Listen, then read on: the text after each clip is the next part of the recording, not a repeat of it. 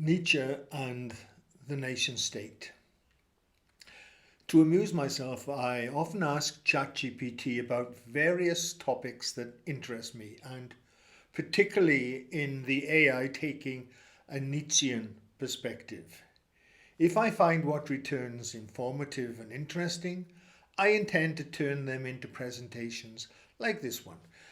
In this video, I wanted ChatGPT's view of what Nietzsche would say about the nation state. Here is my slightly edited version of what it output. Friedrich Nietzsche was writing during the rise of modern nationalism in 19th century Europe. The unification of Germany and the growth of mass politics produced what we now call the nation state, a political system based on national identity, centralized authority, and mass participation. Nietzsche reacted to this development with deep skepticism. Although he lived within the newly unified German Empire, his writings frequently criticize nationalism, the state, and mass political identity. Nietzsche's most likely view would be that the nation-state suppresses individuality, promotes herd morality, and serves mediocrity rather than high culture. Nietzsche's most famous statement about the state appears in Also sprach Zarathustra. State is the name of the coldest of all cold monsters. Coldly it lies too, and this lie crawls out of its mouth. I, the state, am the people. The remark comes from the section on the new idol, where Nietzsche criticizes modern political worship. To him, the state functions like a false god. It claims legitimacy, moral authority, and loyalty from citizens, all the while masking the fact that the state is merely an instrument of power.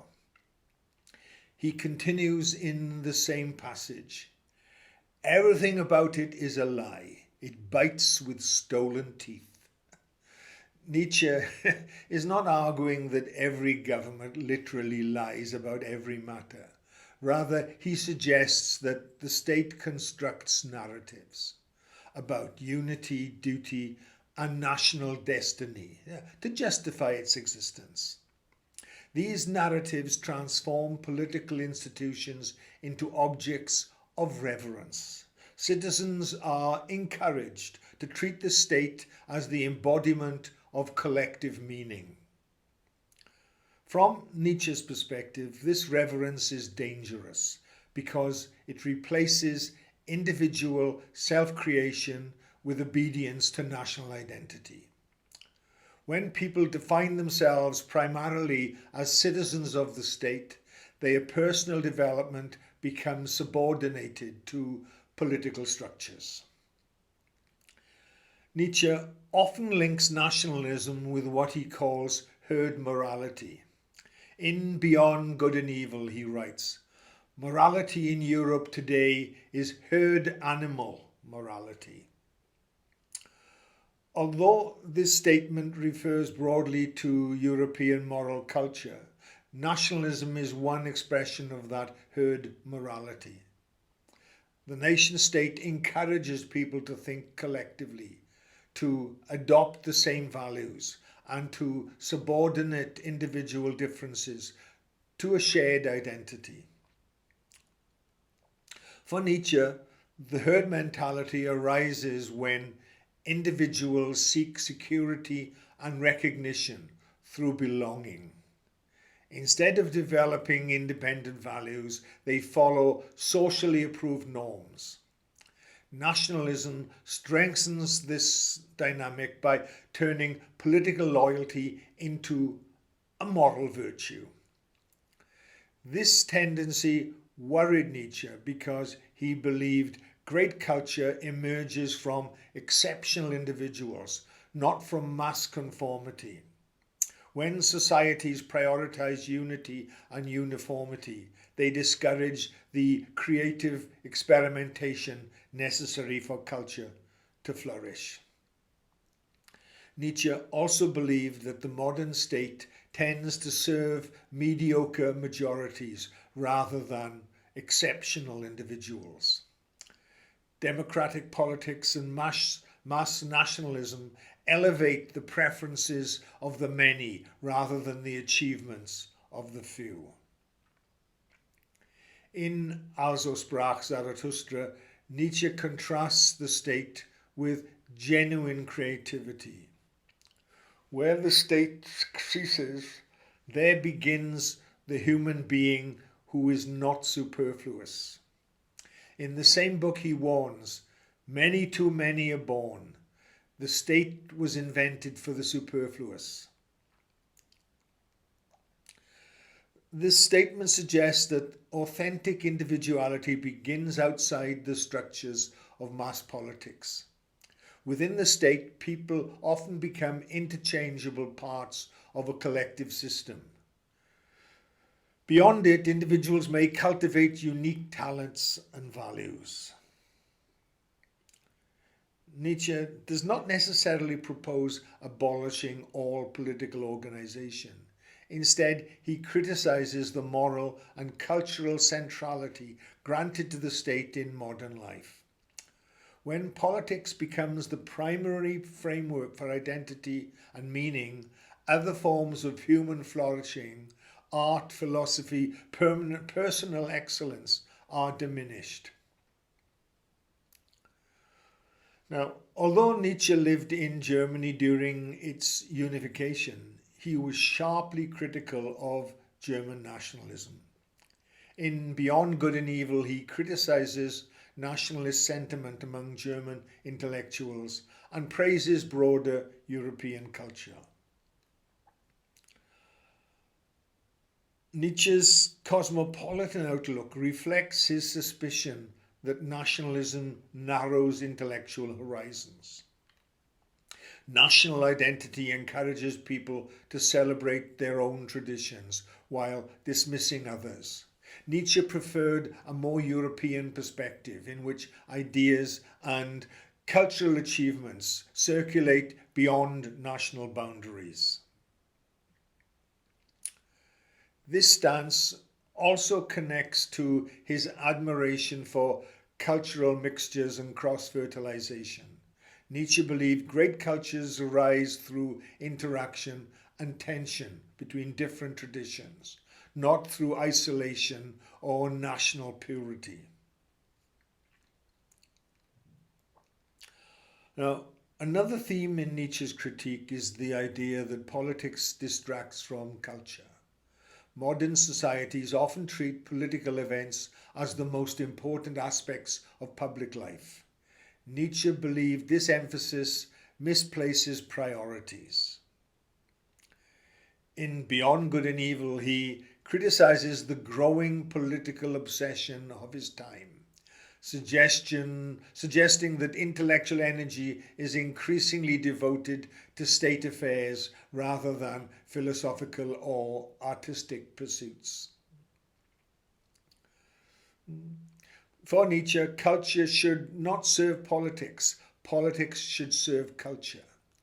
The highest aim of a society is the creation of great individuals and great works. When national politics dominates public life, it tends to subordinate cultural creativity to ideological goals. Nietzsche's broader philosophy centers on self-creation and self-overcoming. These ideas naturally conflict with political systems that demand conformity. In Also sprach Zarathustra, he emphasizes the importance of inner transformation. Man is something that shall be overcome. The state, however, encourages stability rather than transformation. Citizens are expected to fulfill defined roles: worker, soldier, taxpayer, voter. These roles may be necessary for political organization, but they rarely encourage the radical personal experimentation Nietzsche so admired. Because of this tension, Nietzsche often portrays the most creative individuals as existing at the margins of society. Philosophers, artists, and cultural innovators must maintain a certain distance from mass political movements in order to preserve their independence. Nietzsche's phrase "new idol" is particularly revealing. In the Sprach Zarathustra, he warns that the modern state replaces other older religious authorities with political worship. Instead of venerating gods, citizens now revere national symbols, patriotic myths, and political leaders. This transformation does not eliminate the human desire for devotion. It redirects it towards secular institutions. Nietzsche believed that such devotion is dangerous because it legitimizes power structures without critical reflection. If the state becomes sacred, questioning it appears immoral or disloyal. For Nietzsche, genuine philosophical inquiry requires the ability to challenge all institutions, including the nation state. If Nietzsche distrusted nationalism and the state, then what alternative did he envisage? His answer centers on the development of higher individuals, people capable of creating new values and cultural achievements. These individuals are not defined by nationality or political allegiance. Instead, they belong to what Nietzsche sometimes describes as a broader intellectual and cultural community. Their loyalty lies with creativity, knowledge, and excellence rather than with a particular state.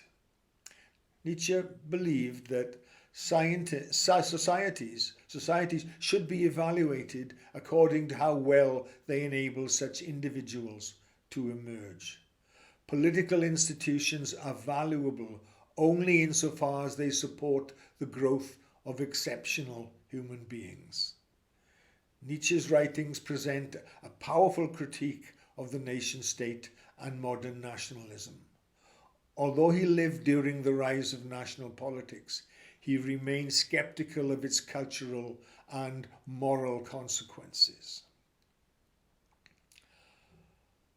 Several themes define his perspective. The state is an artificial power structure, described in Sprach Zarathustra as the coldest of all cold monsters.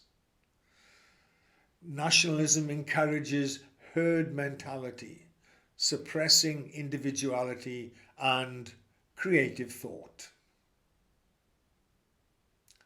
Mass politics tends to serve mediocrity rather than exceptional individuals. Political identity becomes a new form of idolatry, replacing religious devotion with national loyalty. True cultural progress depends on independent thinkers, not on collective political movements. For Nietzsche, the central question is not how to strengthen the nation state, but how to cultivate human excellence. Political institutions are secondary to the development of individuals capable of creating new values and new cultural forms. When the state becomes the highest object of loyalty, the conditions necessary for such creativity may disappear.